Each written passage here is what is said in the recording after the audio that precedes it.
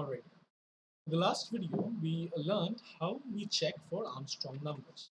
In this video we're going to learn how to generate Armstrong numbers within a given range. For this we're not going to discuss about how we check for Armstrong numbers because that has already been done in the previous video. If you have not seen it, then I request you to check the description and uh, have a look at that previous video. Otherwise, you're not going to understand why we are writing the code that we are writing in this video. So for generation of Armstrong numbers within a given range, what we first need is to ask the user for this range. For example, the user might want Armstrong numbers between 100 and 1000. So this is a range, right?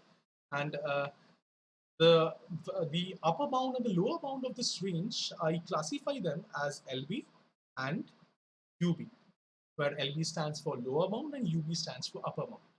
Therefore, for the input in this program, we're not going to take just a single number. We're going to take two numbers. The first number is going to serve as the lower bound, and the second number will serve as the upper bound. Right? Now, the next order of operation is to generate numbers in this range. So we're going to run a for loop, and that for loop is going to run from LB to UB. Right? Now, for every number that this for loop gives us. Now, every number that this for loop will give us will be a number in this range, right? So for every number that this for loop gives us and which is stored in I, we're going to check if I is Armstrong. If check Armstrong I, if it is, then what we're going to do is, then we're going to display that number comma separated. Display I, comma. Now, if it is not an Armstrong number, we're simply going to ignore it. So this is the algorithm for the generation of Armstrong numbers within a given range. Let's see how we modify our previous code to suit our needs. Right? So what I'm going to do is, first I'm going to copy this entire code into the entire code that we wrote in the previous video. Let's create a new class. Let's give it a gibberish name. This. Let's change the name of the class from Armstrong to Armstrong Generate. Everything in this program is going to be the same. We just need to change object creation statement as the name of the class has been changed.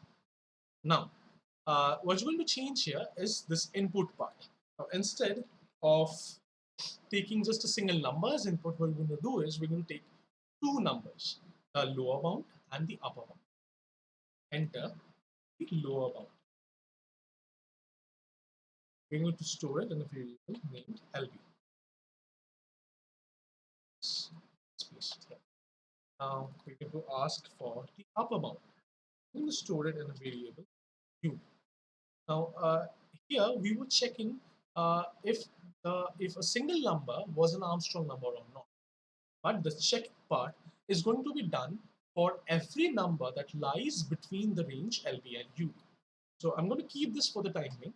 We will need it later. We're going to run a for loop. That for loop is going to run from LB to UB.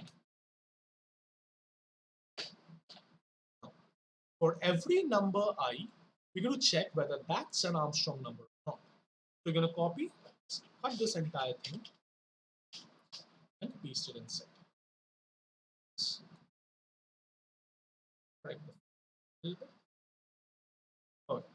Now instead of num, we're going to check if I is an Armstrong number. Now if it is, then what we're going to do is we're going to print the number comma separated. Plus. Now in this algorithm we just discussed, I just told you that if the number is not an Armstrong number, we're simply going to ignore that number. Right?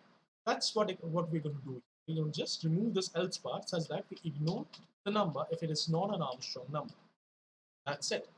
That's The only change that we need to make in our program to change it from checking a single number than checking multiple numbers for Armstrong. It's compiled. There's no syntax errors. I'm very lucky today. I'm feeling very lucky today. Running into mistakes. Let's enter the upper lower bound. Let's say the lower bound is 100, and let's see the upper bound is 1000. And we have these Armstrong numbers. Now, it would have been a little better if we would have added the message that the Armstrong numbers between 100 and 1000 are these. So we're going to add that. Just to make the code a little bit beautiful, make the output a little bit beautiful. It doesn't have any effect on the actual logic of the program, but such things should be done. We must make your code a little presentable.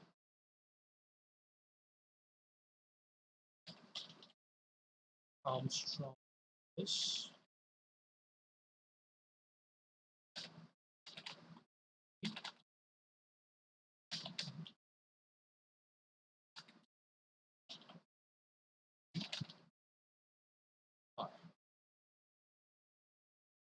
give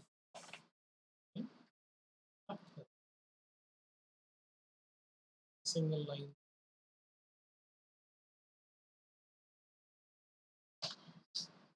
ready. The space would have been nice. The Armstrong numbers 100 and 1000 are. Okay.